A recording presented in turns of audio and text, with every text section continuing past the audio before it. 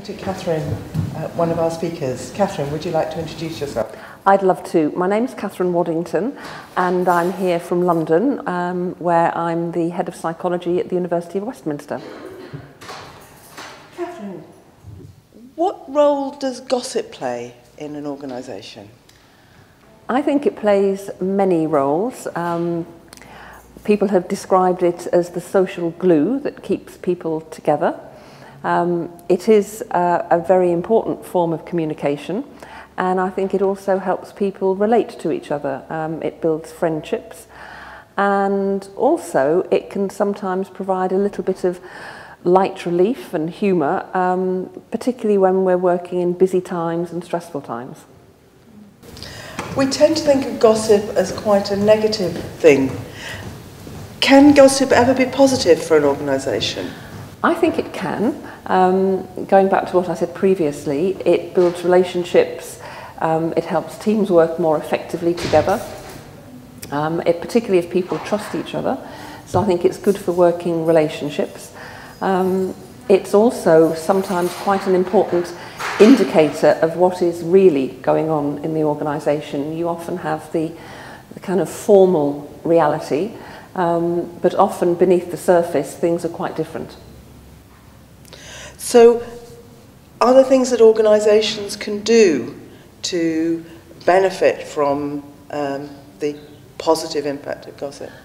I think so. I think it is important that we remember that there are many facets of gossip, and it can be positive, and of course it can be negative. It can be a form of bullying, and it can be quite destructive. It can damage people's identities and reputations. But it also can be positive. In my research, people talked about the way that they would use gossip as a way of managing their emotions, of letting off steam, which, providing it doesn't happen all of the time, I think can be quite beneficial. It provides an outlet for some of the frustrations that we experience at work. Many people might think that gossip is a rather informal subject to be researching. How do you feel your research into gossip contributes to our knowledge of organisations? I think it just brings it into focus.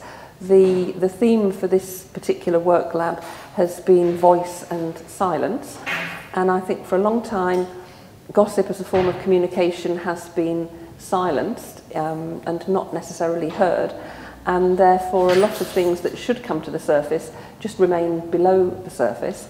I do sometimes wonder, and people have said this to me, that the term gossip can be quite, because of its kind of negative connotations, people have said to me things like, well, of course it's gossip, but we don't call it gossip. So I'll give you an example. Somebody had been working in a very large government organisation in the UK, and they said to me, of course the whole place runs on gossip, but nobody ever calls it that. They'll say, oh, Helen is a very good people person, got very good networking skills, a very good listener. But in fact what we're talking about is a way of kind of tuning in to some of the evaluative talk that's going on in the organisation. And again, it's what's a reflection of what's really going on. That's very interesting.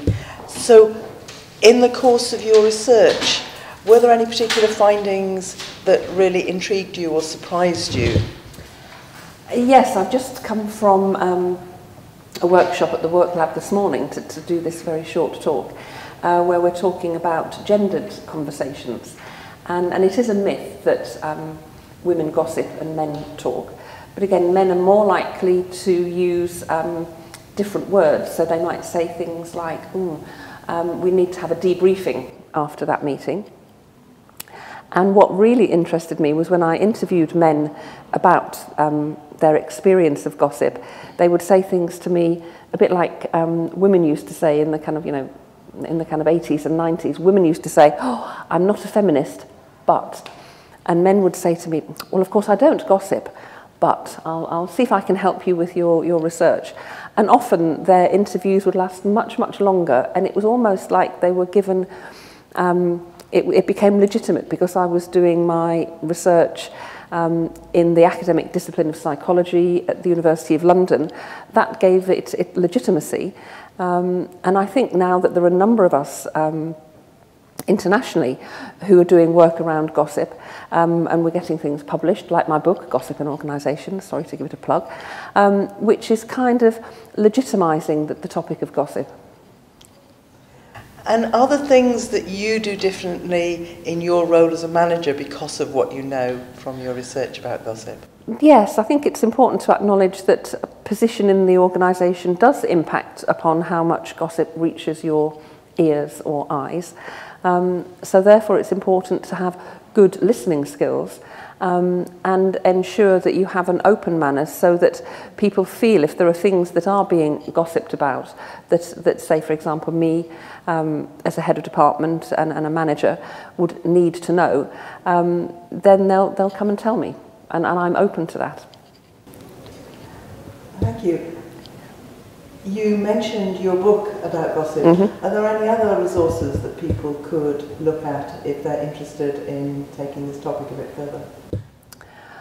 Now that's a good question. There's a number of academic journals and where we're publishing around gossip.